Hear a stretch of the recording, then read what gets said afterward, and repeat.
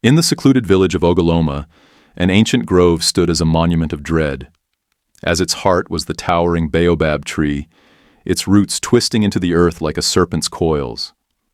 The villagers spoke in hushed tones of its glowing bark, said to bear runes etched by spirits long gone.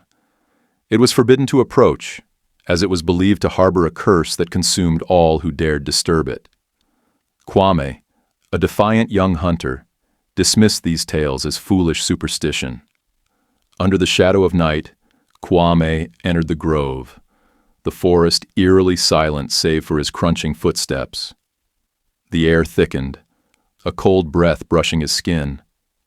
As he neared the Baobab, he noticed a single glowing fruit hanging low.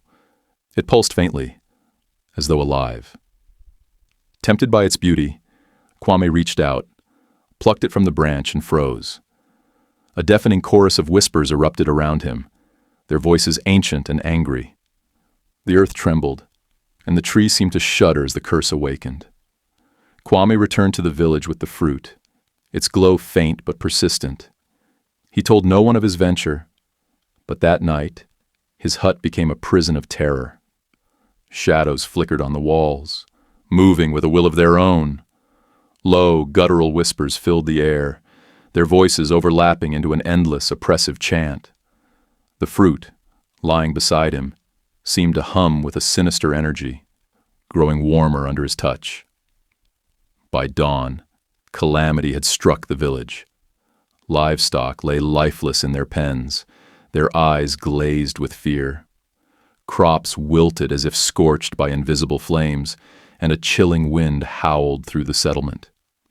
The elders gathered, their faces pale with dread.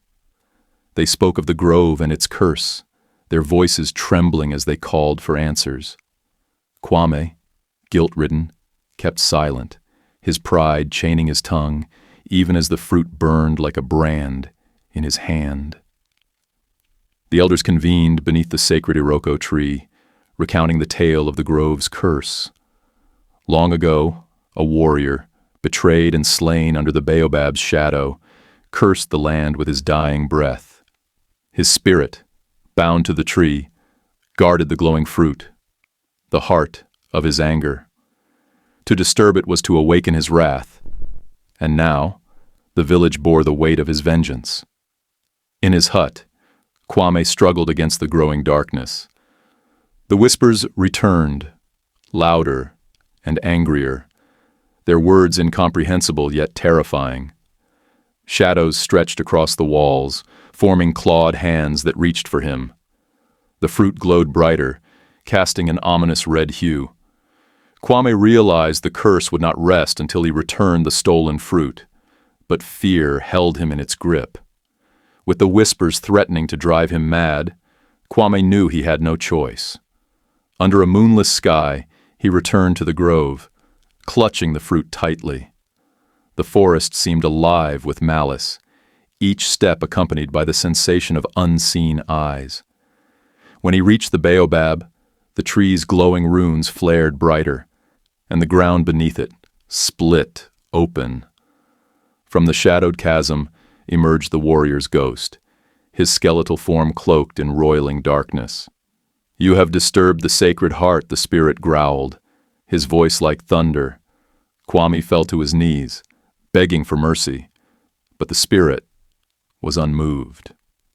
The tree's roots came alive, writhing like serpents as they coiled around Kwame. The whispers crescendoed into a deafening roar, and the forest seemed to collapse inward, swallowing him whole. The grove returned to silence, but its hunger remained. When dawn broke, the villagers ventured to the grove, drawn by the uneasy stillness. The Baobab stood untouched, its runes faint and lifeless once more. Of Kwame, there was no sign, save for a single clawed root wrapped around his discarded hunting spear. The elders performed rites to seal the grove, placing protective charms along its perimeter. But deep down, they knew the curse could not be contained forever. As the village moved on, the whispers faded, but only for a time. The Baobab's fruit reappeared, glowing faintly under the starlit sky. The grove waited patiently for the next soul, its hunger insatiable and eternal. The villagers lived in fear, knowing the curse was never truly gone, only dormant. What would you have done if you were in Kwame's shoes?